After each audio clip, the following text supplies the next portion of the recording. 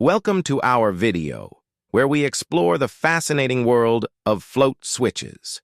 Today, we'll dive into the different types of float switches, including vertical, horizontal, and tethered float switches, and understand their unique applications.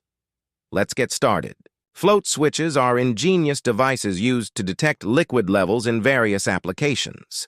They consist of a buoyant float connected to a switch mechanism.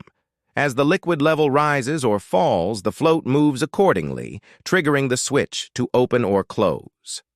This mechanism allows float switches to be utilized in a wide range of industries and settings for tasks such as level sensing, pump control, and alarm activation. Vertical float switches are one of the most common types available. As the name suggests, these switches are mounted vertically inside a tank or container. When the liquid level changes, the float attached to the switch moves up or down along a vertical rod. This movement actuates the switch, signaling the change in liquid level. Similar to vertical float switches, these devices use the movement of the float to trigger the switch mechanism. However, the orientation allows for specific applications where vertical space is limited. The tether is anchored at one end, while the float freely moves up and down with the liquid level changes.